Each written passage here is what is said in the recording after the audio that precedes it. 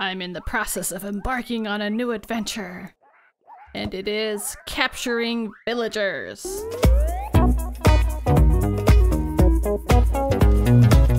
In this world, I found a remarkable number of abandoned villages. Like, there's one village that's only partially generated, probably because only a tiny corner of it generated before the Village and Pillage update dropped.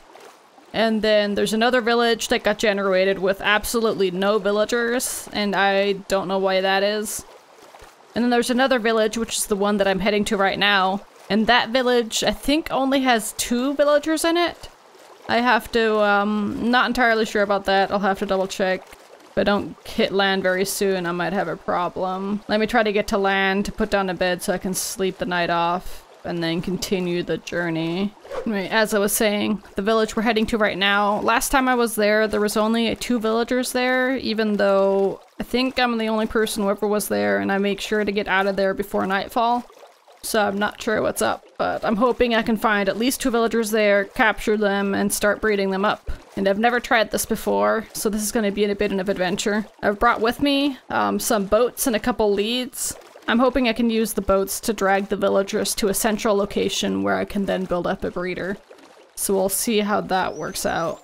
But first I need to find the village. I think it's back here somewhere. It shouldn't be too hard to find. Oh, we found the village. And there's clearly a skeleton around. Not too happy about that. But here's our villager number 1. There we go. Captured. Now we need to secure you. I just got into the village, so I don't really have a plan for where I'm gonna put him. Let me drag you. There we go. Is this actually... This location's not too bad. I'm gonna build an underground fortification here and see if I can drag the villager into that.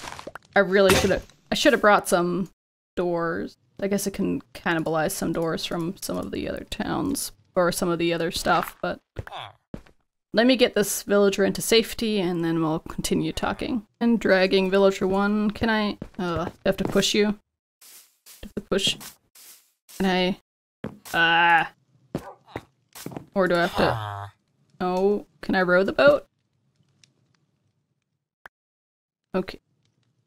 There we go. Rowing the boat. There we go. Okay. Here's villager number 1, parked in a corner. I'm gonna shut him into this cave. And let's go on the hunt for villager number 2. Need to prep a boat. Let's go. Heard some promising sounds. There we go. Hello, villager number 2. Okay, there's another one. But, you're gonna be the one I'm taking with me. Should work. Come on. Okay, that's apparently too steep. Let's get you up here first, then. Oh, and I don't really want to lose the lead. Leads are expensive. Oh, there's a baby villager, I think. And getting villager number 2 into safety. There we go. That was a lot easier than I thought. I also feel slightly bad for building this in the middle of town, where clearly mobs could spawn that could endanger the rest of the village, so I need another portal away from here anyway, so I might just, as a next step, create another portal that goes in here and get these people out of this area and create a breeder nearby, but slightly someplace else, I think. So at this point, I've gotten a tiny bit carried away. I decided to build a quick and dirty backup villager breeder, just in case something goes wrong with my main villager breeder that I'm gonna build later. And then I ended up building this. So here's where the villagers are gonna go for breeding purposes. I haven't put them in yet, but we'll be bringing them in through the nether portal and then gradually funneling them up and into the breeder. And that's a process I've actually already started. There's a villager up here, and this villager is gonna be the very first one to get put in place. And we'll see how well this works. So what I'm hoping I can do is just get the villager... Come on. There's evidently a drown somewhere. There's water, like, right beyond this wall. But, come on. Oh no. Please don't tell me that boats can't go upstairs. I'm gonna take off the stairs and see if that helps. I might be very confused with the glass. I'm gonna try to get the villager up here. Come on. Oh, come on. You can do this. Oh gosh. This could be a problem. Come on, villager. My next attempt is just going to be to set this villager free up here. And, hope the villager just... Okay. And now I just need to trap you up here. Okay. Huh? And now I'm gonna funnel you close to where you need to go. I think this is gonna work a lot better. Okay. I try to get the boat roughly over the hole. Ah, too far. That looks about right. And I'm hoping just want him to drop down. Ah! This is gonna be a little bit tricky. Might have to come up with some cleverer way of doing this. Are you close, maybe? Yeah, yes. He took a little bit of damage, but not too bad. So that's villager number 1. Oh, and also what I need to do is put down a bed for this villager. Where do I want the bed? I think I'm gonna put the bed right here. And I really hope he recognizes the bed. I don't know. I'm hoping. Let me take away the bed. Not unhappy. Getting villagers to recognize beds and such can be a bit tricky. But let me get a couple more villagers in here and see where that gets us. So I'm back at the village and I'm gonna try to nab these 2 villagers. Originally the boat only had 1 villager in it, but a second one just snuck its way in there. And I don't know if I can actually drag. This is gonna be tricky. Can I push you? Okay. Pushing. Come on. I want to get out of here before nightfall. It's getting dark. Not even close, so we're good. And so, closing these gates and get this boat through. Debating if I should funnel these through once at a time, but I'm gonna try with 2 and then see if I regret that. But there we go.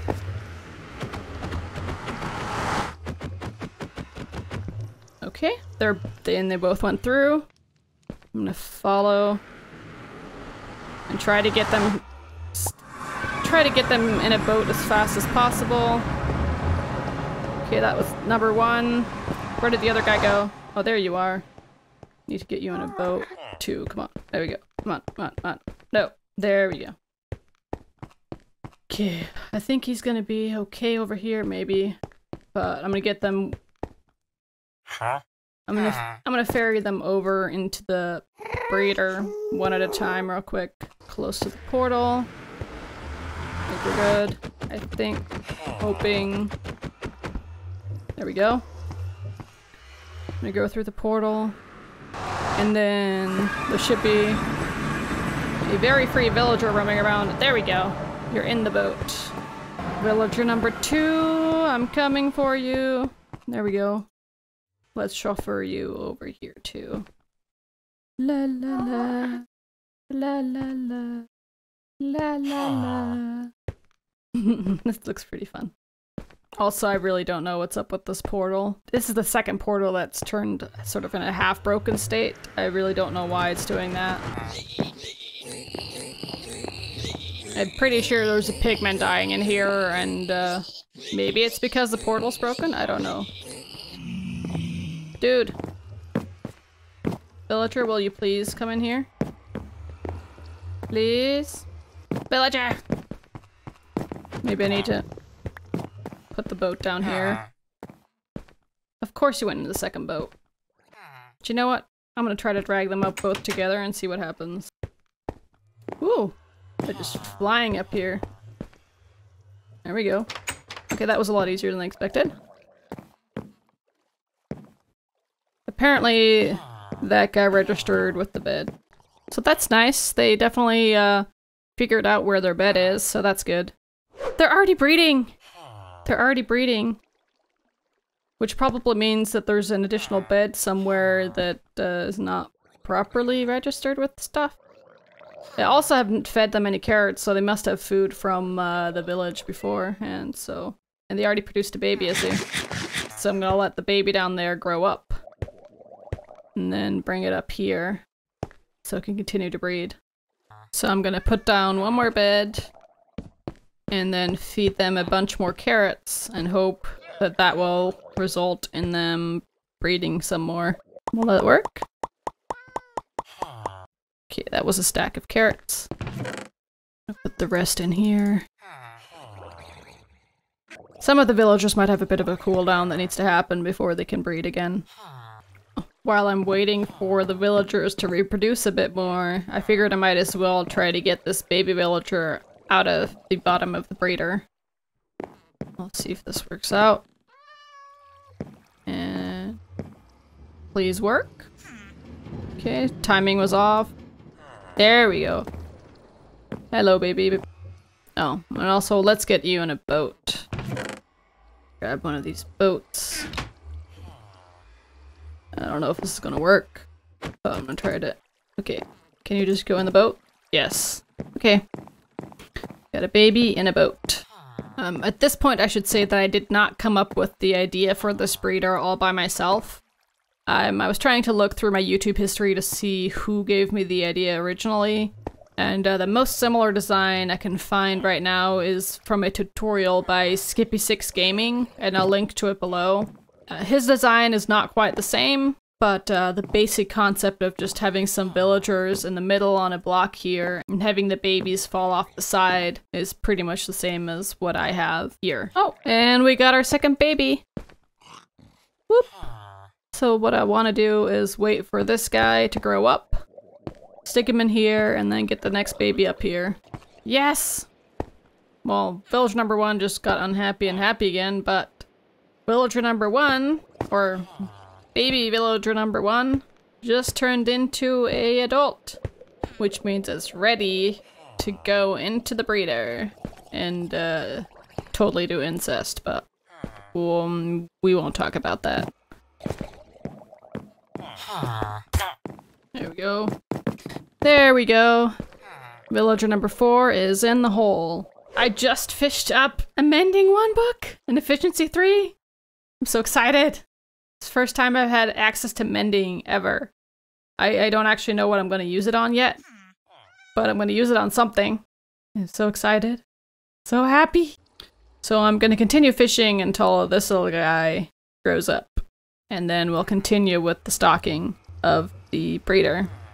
And we now have a fully stocked breeder. What we need now is more beds so they can produce more villagers. And I'm hoping they will start breeding pretty soon. And then we can take these villagers over to the new and fancy real breeder that I want to build that will have more features. Huh. Apparently all these drowned know that there's a village nearby. They can't see it, but they really, really, really want to get to it. I kind of feel like I should put them out of their misery and kill them off. At this point, I've started to lay out my real breeder in a snowy biome. I'm hoping I can get villagers that have beautiful light blue coats. As you can see here, I'm trying to figure out the layout of it. This looks basically the same as my backup breeder, with the exception that I'm using hoppers in the middle. Once I build the basic breeder, I'm hoping to add a carrot farm somewhere over here that will be automated using villagers, and so they'll be producing carrots that will then be funneled into here. And then if there are too many carrots, they'll just get funneled down here, and then I get to use them for something else. And so what I'm still figuring out is how the rail's gonna come out here, and then how the holding cells over here are gonna work out. And then down here is just a redstone space, essentially. So definitely still very rough, and I'm still figuring out the basic layouts. And I figured instead of talking you through the details of what I want to do without showing you anything, I would just hop into the creative world and show you my thought process. What you're looking at right now is a bunch of prototyping I've done for my fancy villager breeder. This should look pretty familiar to you. Initially, my idea was that I could just call a minecart, and the minecart would grab the villager, stick it over here. If this were a nitwit, I would probably kill the villager, but since it's a brown coat, I'm gonna keep it, hit this button, and a piston pushes the villager over here, and he gets ejected. I can put a boat down, and then transport the villager wherever I want him to go. But if I don't want the villager, I hit the red button, and then the villager gets ejected into lava and killed. After ejecting the villager, the minecart just zooms all the way back here, gets broken by this cactus, and then is ready for reuse by this dispenser. And so that's the version number 1 I came up with when I built my backup villager breeder that you saw earlier in this video. I noticed that I really need multiple holding cells for these villagers because I don't want to wait until they're adults before grabbing them from here. And even if I wait for some of them to become adults, it's possible that new babies have shown up in the meantime. I can't decide if I want to keep them or toss them until after they've become adults. So what I need is a lot of holding cells where they can grow up, and then I can decide if I want to keep them or not. So in version number 2, I decided that once the minecart has picked up a villager, it should zoom across here and then stick it in a holding cell. And I've come up with several different versions of holding cells, but first let me show you one problem I had with villagers, which was how they get ejected. What I noticed was that villagers don't successfully get ejected into just a one wide slot. It doesn't matter if it's right here. According to some tutorials, it looks like in Java Edition, this slot would need to be open. Anyway, I couldn't make them reliably get tossed into a one wide slot. So my second option was to then throw them into water, which gives them a 3 wide slot, and then the water can funnel them down into a 1 wide slot, which seems to work okay. So my initial attempt over here was, hey, I'm just gonna have water funneling them into over here, and then I can have a door that opens up here somehow with pistons or something that would then flush them out when I'm ready to keep them. Or if I want to kill them, I just have some lava coming out of here. My main problem with this option was that there was no automated way for me to say, hey, power or unpower this activator rail, depending on if there's a villager in here. I couldn't put a pressure plate in here and then still have them get flushed out. So then I came up with version number 2, which did have a pressure plate and the water funnel, but then I had issues with how do I open up this door in a pretty way. So then I came up with version number 3, which had a glass opening that opens up and closes like this, and has a lava kill chamber like this. I wanted to make sure that I could build 2 of these just next to each other. And so I came up with a slightly modified design here where the lever's out here, which seems less awkward for placing the boat out here. Just seemed like a better design, but this mechanism is exactly the same. And then I tweaked the redstone down here a tiny bit. Yeah, and that's where I then also started playing with, can I maybe get rid of the water stream that I have over here? But it turns out that I couldn't make it work reliably, so I'm gonna have to make sure that this rail is at this height the entire way. Overall, this shouldn't be too complicated. So now I just need to figure out how to put this piece together with these holding cells over here, which from a redstone perspective or rail network perspective is fairly easy, but making it look good is just, yeah, I'm just trying to make it look good at this point. Let's go back into the survival world and continue building this. At this point, I've made a decent amount of progress. One of the villager holding cells is complete, and I have a basic rail network line that goes around in circles, and I can just spam this button and keep calling new minecarts. And then if you go down here, you can see that they get collected in a Pez-style dispenser. So basically if you hit the button, it's the same redstone that comes from the other button up there, but this is just a test button so you can see what happens. So the piston just pushes the next minecart out. For whatever reason, people online were saying that Pez-style dispensers for minecarts don't work. But this one seems to be working as long as the minecart comes in the same direction that it has to leave in.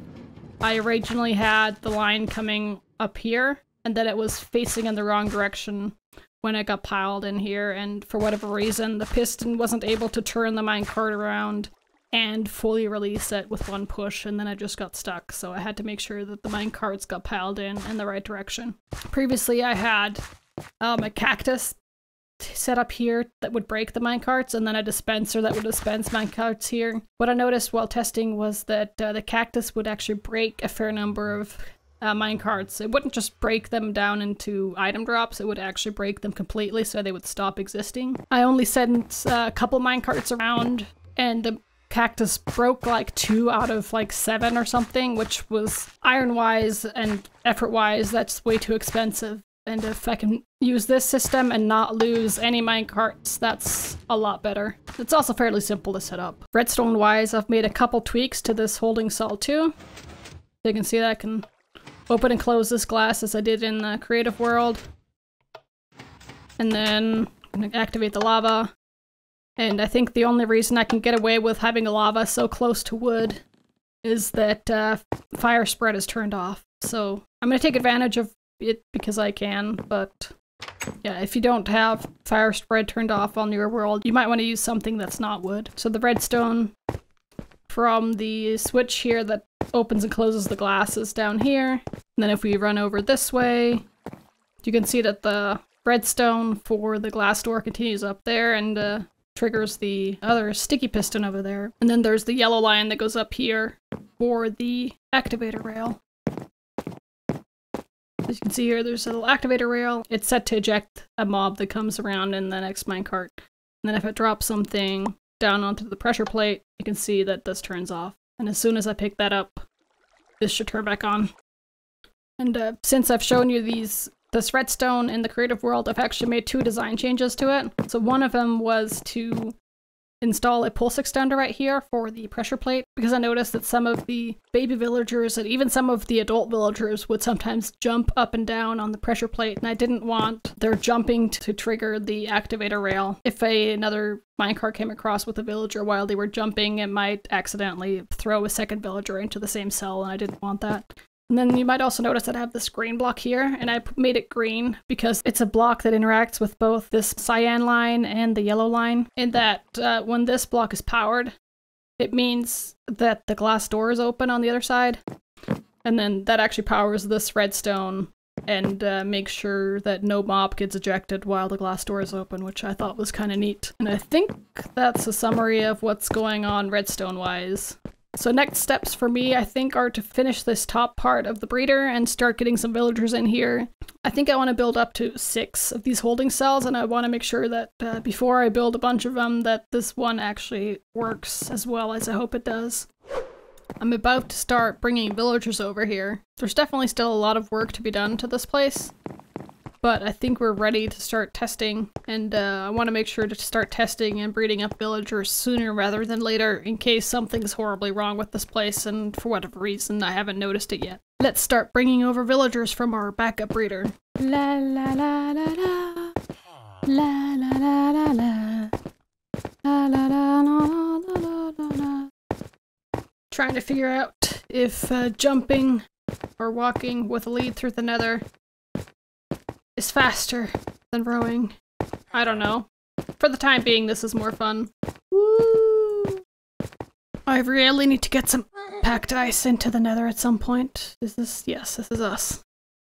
If we were rowing on top of ice, this would be a lot faster. And closing the gate, and now the fun process of nudging the villager into the hole can begin. Oh, I probably should block off these doors, or the villager's totally gonna escape through there. As it turns out, it's a lot easier to nudge the villager into the hole when there's a trapdoor here, so that's good to know. Also at this point, I need to set down a bed and a loom for the villager. The reason I'm placing workstations for these villagers is that I will eventually have farmers over here, and I'd really prefer them to bond with the loom here in the area. Okay. I'm decently happy with that, and this guy has just adopted his shepherd profession, so that's good. So let's continue bringing more villagers in here. What's slightly concerning right now is that these guys at the backup villager breeder don't seem to be wanting to breed. Like, I haven't seen hearts on them for a really long time. And this is the first time I've loaded this villager breeder since 1.12 dropped. Or, you know, Minecraft version 1.12.0. And I'm worried that something got messed up. I guess now we're about to maybe find out if looms help, or workstations in general help. Let's just place some of these down. Or are they even bonding with them? Beds shouldn't be too far away, are they? I'm not seeing them bond with any of their workstations, which is a bit concerning. Either they really messed up, or something else is going on. Lots of finagling later, I finally managed to get some breeding going. Finally, so I have 4 baby villagers now. Oh my gosh. I'm not sure why it broke to begin with, and I'm pretty sure that these looms are not necessary, but yeah, I ended up just breaking the block they're standing on, and then they were all down here, and then I brought them back up here one by one and placed their beds and their workstations down one by one.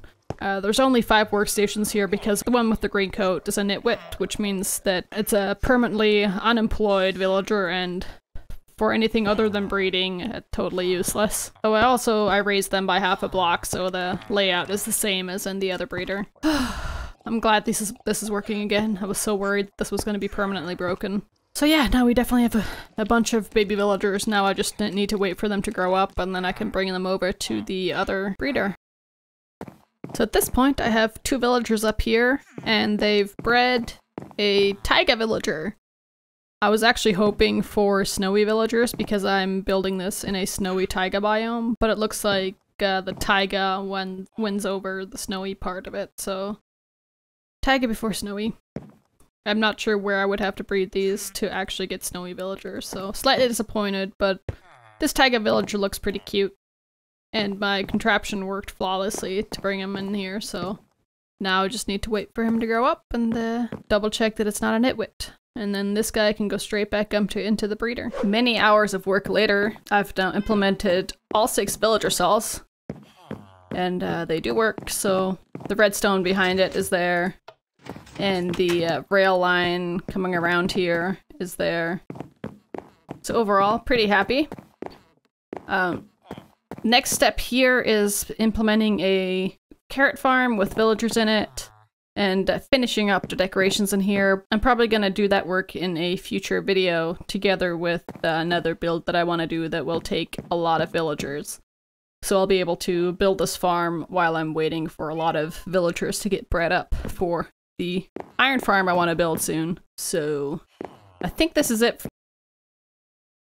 Great. My skin's all messed up again. Let me switch skins real quick. Okay, that's a lot better. Whatever reason in 1.12, my skin gets reset to the default Alex or Steve skin every single time I reboot Minecraft, so anyway, slightly annoying. I hope they fix that bug soon. And until next time, thanks for watching.